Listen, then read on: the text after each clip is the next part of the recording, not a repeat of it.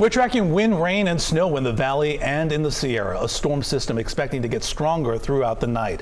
On the left-hand side of your screen, we have slick roads in Sacramento with some light rain already falling. And on the right-hand side of your screen, the drive through Donner Summit, where snow will be a welcome sight for our mountain ranges.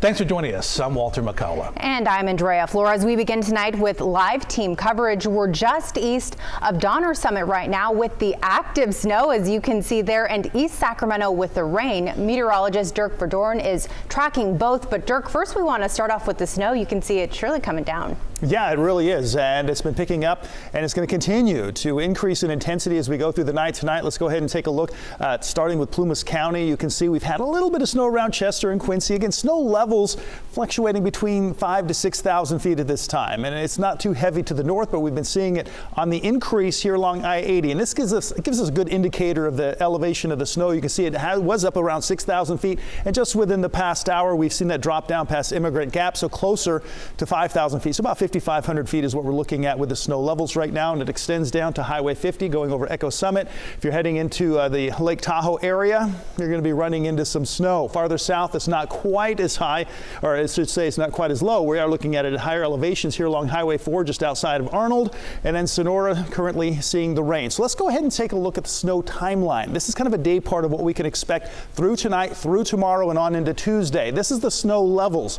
Again, right now we're starting out close to 6,000 feet, a little bit below 6,000 feet, and we'll stay in that range as we head through tonight and into early tomorrow morning. So Monday morning, we start to notice those snow levels dropping down to about 5,500 feet, and then as we head through the afternoon, they continue to drop, and by late afternoon and early evening, that's when we see a big drop as that colder air comes in, snow levels dropping down below 4,000 feet. And then we see those snow levels eventually dropping down below 2,000 feet, but the drier air comes in. So as far as the amounts of snow, picking up 8 inches for this evening. As we hit midnight, we're looking at an additional 10 inches, another 11 inches as we head through Monday morning. And by noontime, we should see another 12 inches. That's 41 inches in that time period. And then we see it actually increase as we head into Monday evening and early Tuesday morning. And then as that cold, dry air comes in, the snow amounts really start to drop off. But we're still looking at a significant amount of snow, and we'll take a closer look at that coming up. Now back over to you. We'll go back to Dirk in just a moment on the rain, but first a welcome sight in the Sierra with a dusting of snow blanketing some areas. That's right, a lot of snowboarders and skiers really happy right now. KCRA3's Lizzie Mitri joining us live east of Donner Summit near Truckee. Lizzie, fill us in with what you've seen so far.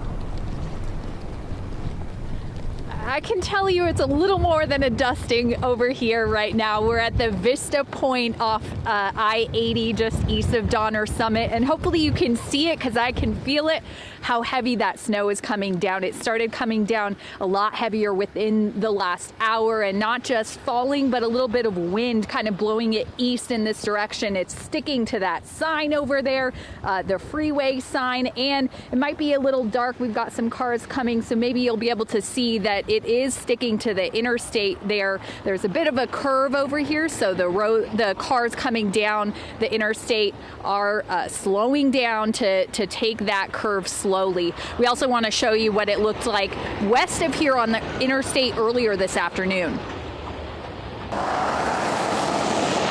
As the snow came down, the chains went on. All right, roll it back, darling. We saw Jason Boone Kukua and his wife Pamela pulled over on Interstate 80 eastbound just before the Kingdale exit, driving all the way from Santa Clarita in Southern California for a snowboarding trip. We're getting to Tahoe, baby, North Star. Trying to make some snow and make it there before we get stuck in the blizzard. You know how it is. This was at about 2:30 in the afternoon, steady snow falling. Good news for those about a mile away who stopped to enjoy it. Dogs out for a snowy stroll and kids bundled up throwing snowballs. On the road, drivers had to move slowly, and unfortunately this couple had to stop more than once because their chains kept coming off. Despite the delays, they were very excited about the snow and celebrating a special occasion. We came for this, so we're here. We're just trying to make it out alive. And it's our honeymoon. Oh, and it's our honeymoon. Yay. Okay.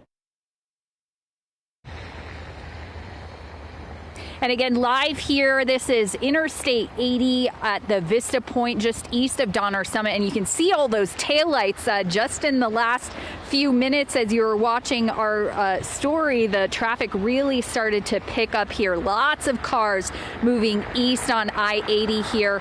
Not surprisingly, CHP has responded to reports of traffic crashes and cars spinning out. So of course you want to take it slowly when you've got so much snow sticking to the roads, and there are chain controls from Cisco Grove to Truckee going in both directions. Live in Nevada County, Lizzie Mitri, KCRA 3 News. Yeah, in those conditions, sometimes it's better just to stay at home until it gets better, because putting on those chains in those conditions, right, a rough one. Especially now that it's getting darker too. If you can avoid it, certainly stay off the roads if possible. Lizzie Mitri tonight. Thanks for that live report. Well, we want to move to rain right now and take you to a live look over Sacramento and Stockton, where we've already seen a few scattered showers. We want to get back to Dirk now. When can we expect this to pick up? I know when I came into work, it was starting to come down. Has that changed in the last hour or so? Yeah, it has. It's been fairly light all morning and into the early afternoon, but again, this afternoon, the rain has started to pick up some, and we're seeing that now. Let's go ahead and take a look at one of the areas and through the foothills that I've noticed we've had some of the heavier rainfall. It's really a Forest Hill and Georgetown got a pretty good amount, and you're seeing this also on your way towards Colfax and Alta,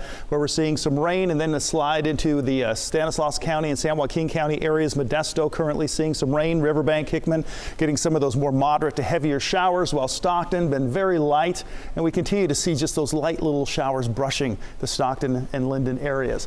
Let's take a look at the rain and the wind. So we have the rain, we're going to be talking about that, but also I want to just kind of mention the wind. They kind of go together, and so you can see that the amount of rain we're expecting as we head through tonight and into tomorrow morning going to stay pretty steady, and we're looking at a good amount, anywhere from 41 to 45 hundredths of an inch, 44 hundredths as we make our way past 6 a.m. on Monday morning, and by noontime it drops off a little bit, but then it picks up as we head through the afternoon. We're looking at a good half an inch or more by that time, and then after that the rain starts to taper off as we head through Monday night and into Tuesday morning. As far as the winds, similar situation. The winds are starting to pick up, and we'll notice that this evening and through the night tonight. We're looking at wind speeds generally ranging up above about 20 to 25 miles per hour. They'll get closer to 30 miles per hour as we head through Monday afternoon, with gusts up over 30 to 40 miles per hour. That's what these little G's are. Those are the wind gusts.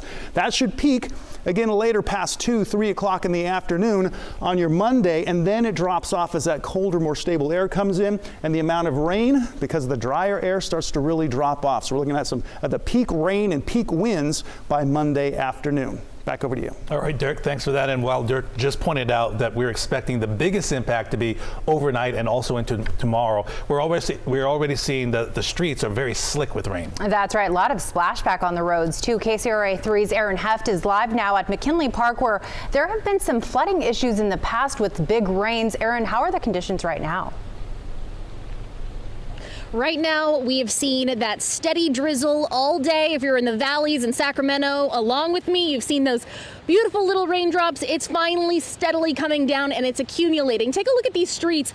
This is a pain point, especially in East Sacramento. In the fall, we have all of these leaves, and then they come to the drain, and it then clogs the drain. You can even at this moment hear water accumulating in the drain. This is a problem, especially in this area. This area floods, and even if you can even see this manhole cover, it gets so bad that this ends up in yards nearby. Look, just another Sacramento utility truck coming down the way as we speak.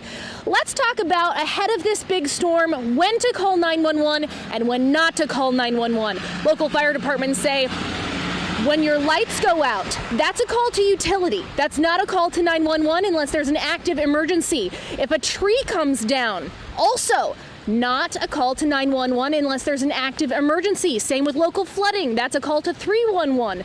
What is a call to 911 is if you see a power line come down. That's always a 911 emergency. You always have to assume that that is an active wire, whether it is or not. It's very dangerous, and you're supposed to keep away from those down power lines. Always call 911, but that is the only time to call 911 in a storm like this, unless you personally are having an active emergency. Just things to keep in mind as it gets worse and worse out here throughout the evening. We'll see you then, but back to you guys. Aaron, thank you so much, and certainly some good advice there. Great information there from Aaron.